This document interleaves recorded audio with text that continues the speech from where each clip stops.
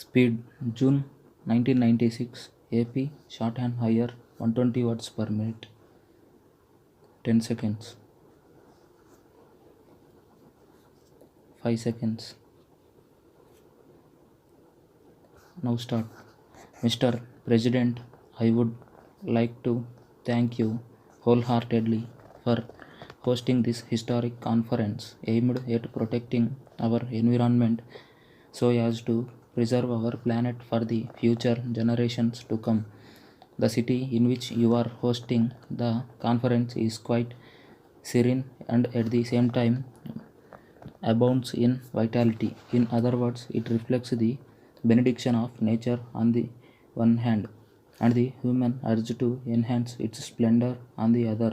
We cherish the warmth of the welcome that we have received from the government and the people of this great country. Though we belong to different countries, I would like you to remember the fundamental fact that we inhabit a single planet. We belong to different races and different religions, but we are all primarily human beings. It is quite unfortunate that while one part of this planet rejoices in plenty, the other part suffers from want. The plenty in the first part has brought pollution to its people, and the want has degraded the lives of people in the other part.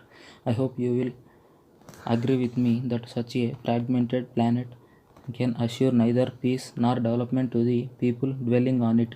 It is therefore the responsibility of all the countries of the world to ensure that the affluence of some nations is not derived from the poverty of many others. I urge upon those who are attending this historic conference to contribute their might to strike a golden mean between drawing what we need from the nature for our day to day existence and leaving to it what it requires to sustain itself for the future generations to come.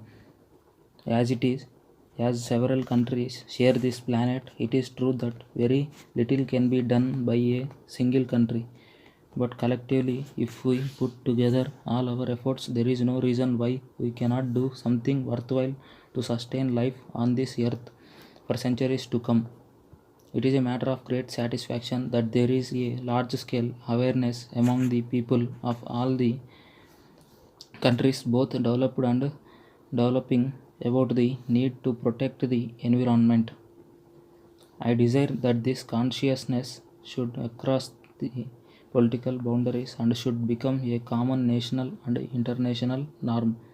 We in our country are engaged from the very beginning in finding some practical measures to this beginning. We finding some practical measures to this pressing problem. My predecessor, having thought over the subject of environment minutely, had suggested the creation of a planet protection fund for the purpose of developing technologies in order to help protect the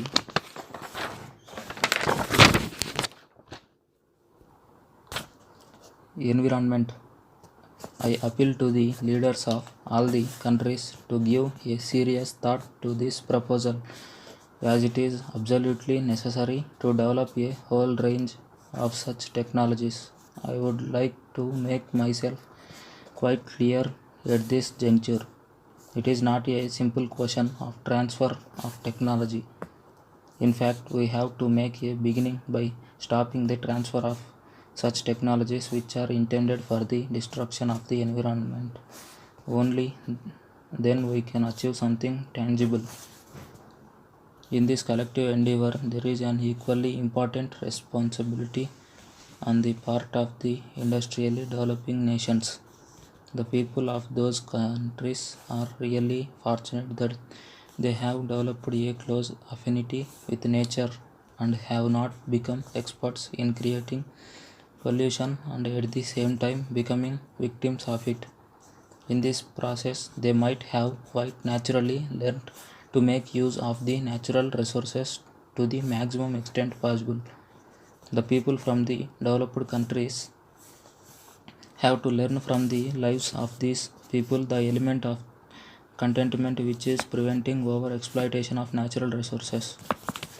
Dear sir, I am in receipt of your letter of 2nd February inviting me to address the industrial labor on the subject of prohibition during the next month.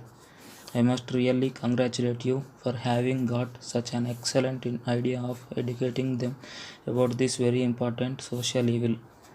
Alcohol is harmful to humanity in many ways. It ruins one physically, morally, intellectually, and economically. It is the primary cause of poverty, doing untold damage to the people, more especially the uneducated labor force. They are already undernourished, and this is making them less capable of enduring the physical strain. It is making them indolent, inefficient, and robbing them of their incentive to work.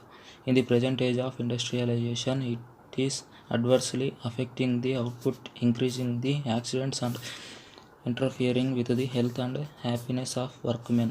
The workers who fell prey to this evil are prone to more sickness and diseases. Their average output is far less. They are exposed to the risk of accidents much more than the others. It is therefore absolutely necessary to wean them away from this evil. What is required at present is the creation of a strong public opinion by making an effective and sustained propaganda. I would suggest the closure of shops on pay days in a slow and steady manner. These dry days in a week should be increased. Thank you. Yours sincerely.